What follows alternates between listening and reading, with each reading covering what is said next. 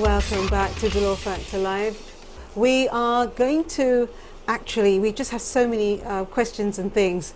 So we're going to just try and get through as many of them as we can, okay?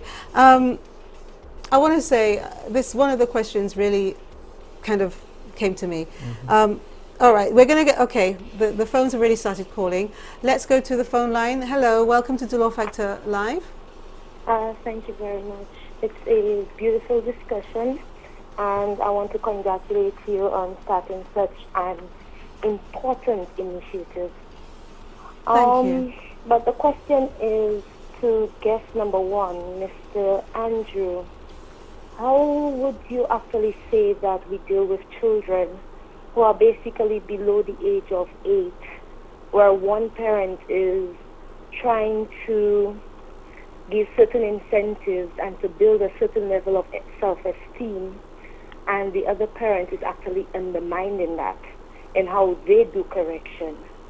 And to the second guest, my question is, with a society where there is such high levels of stigma and discrimination, how does that directly affect person's self-esteem? And what do you think small organizations or civil society or even faith-based organizations can do to promote and have more positive influence in building self-esteem?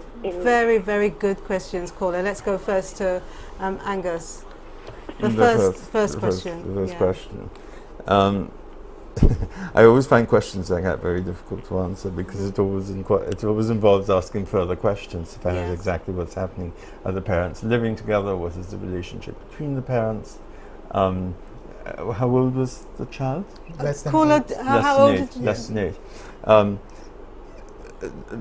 Very difficult age because it's a very impressionable age to begin with, where things tend to start being concretized in the mind of the individual as to their own worth and what they're capable of and not capable of, and therefore how they might act when they start to develop into adolescence and things like that.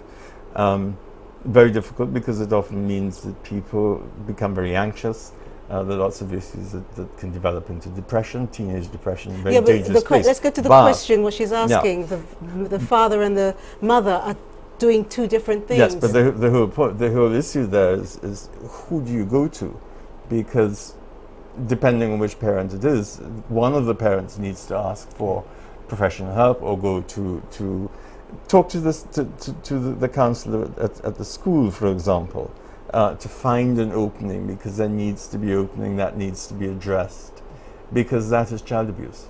I'm surprised that you should say one of the parents. I would have thought to ask the parents to compromise, in terms of not compromise of what they're saying, but compromise and say, well, you're not right, but the compromise is let's go together to someone who will be able to listen to both points of views. But what tends to happen is that only one parent is really willing to do that, because the other parent doesn't see that they're doing anything wrong. But at least ask that first question. But that's, and often that's what used to happen. Yes, you can ask that first question, but normally that's already been done. Okay. So the issue then becomes, how do you address that? That's an issue for Health and Human Services. Okay, let's go to Andrew's question. In my opinion, what needs to happen first is there's one parent who tries to instill positive values, and there's another parent that's undermining those values.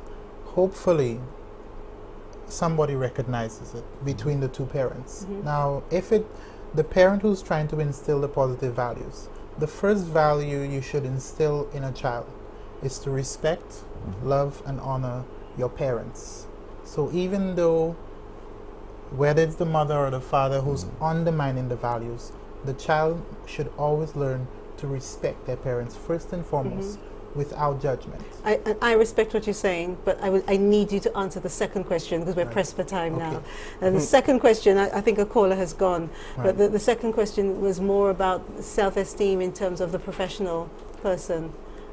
Can you remember, because it was such a long question? I think it was to do with the impression that I got was with all that's going on in the community at the moment in society. how do we deal with issues of self-esteem when there's so many things that are pushing in the opposite direction? Yeah, as a career person. It starts from at home. Parents, I know what I practice with my daughter is I try to empower her to take on roles in the house. Whether she does it well or she doesn't do it well, you give her the recognition. If she doesn't do it well, make her do it again. So she learns what it takes to do something well. And by start getting small successes in the house, you start to develop self-esteem, and then you take on bigger projects outside the house, bigger projects in the school, bigger projects in the community. So it starts by empowering children at home, and like you said, reward them, compliment them, and they start to feel good about themselves. Okay, well, you know, I can't believe it, but we're time's up already. No, I know. It's up already.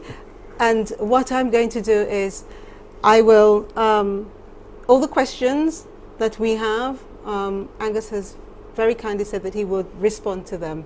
All right, and if there are any questions that I feel that Andrew can respond to, because we do have issues of personal, professional, self-esteem, all those kind of things, we'll send them. But there is one question that I would really like to ask before we go. The elderly also suffer from self-esteem issues due to abandonment, loss of independence, loneliness, loss of mobility, etc. How can we help? By reaching out to them.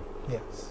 That's all I can say. The issue is that there are entities out there, like we were talking about earlier, is ask for help, because there are entities out there that can help with that, who can send people to very often people have been abandoned, left alone, and nobody wants to know anything about them, and that leads to depression. You know, sometimes you hear people say, "Oh, don't go to Ma so she's miserable."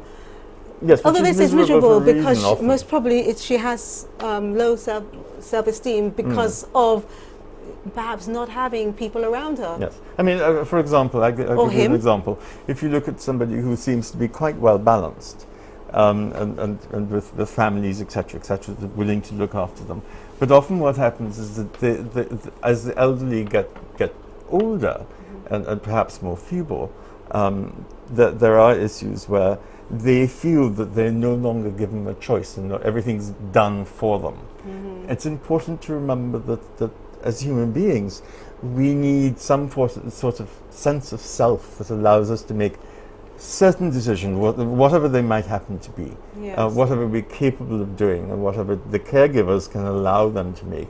It's important to allow that to happen, rather than to make all the decisions, which takes all the worth away from the person. Yes, that's exactly what I was going to say. If you allow them to do something, at least their brain won't get lazy, which happens to everyone, regardless of their age. But let's go through our giveaways. You gentlemen have, if you can, perhaps, what have you got? I have Ferrens ice cream, and the toy from DFL. Okay, so Ferrens ice cream, the question was name two flavors, and what could they have named?